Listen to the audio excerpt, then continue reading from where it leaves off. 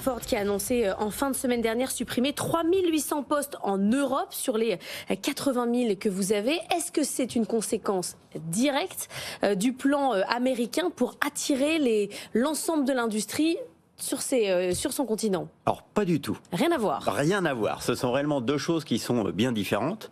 D'un côté, on a donc ce plan de Ford. De l'autre côté, on a ce qu'on appelle l'Inflation Reduction Act, donc cette loi IRA qui a été mise en place par les États-Unis. Je vais revenir sur Ford tout d'abord.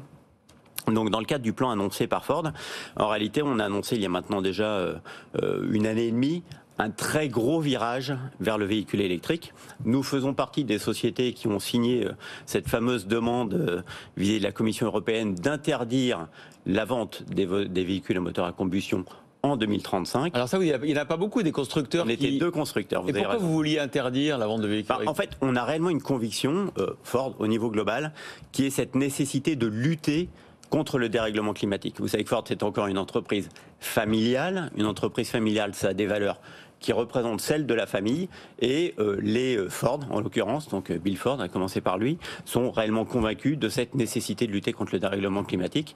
Et donc, c'est ce pourquoi on a décidé d'avoir ce virage très important vers l'électrique. Oui, mais vous pourriez transformer vos usines thermiques en usines électriques. Or, vous allez plutôt... Ce que va faire Renault. Ouais, exactement. Alors, on le fait aussi. Regardez, le meilleur exemple, c'est Cologne. Cologne qui était notre plus grosse usine en Europe. On a une très grosse usine à Valence également.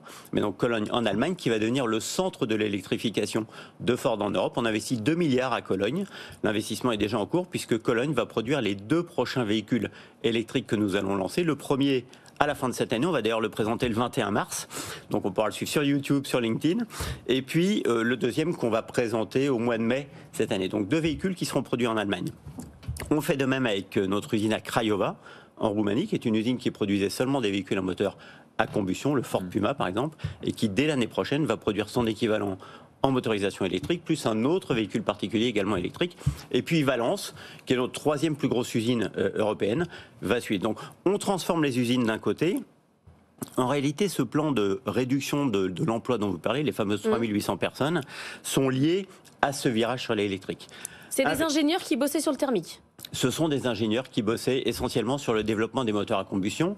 Vous savez qu'en termes de, entre autres, dépollution, le moteur à combustion est bien plus complexe évidemment que le moteur thermique. Et dans ce virage que nous faisons vers l'électrique, nous allons aussi sur une réduction de la complexité de nos gammes.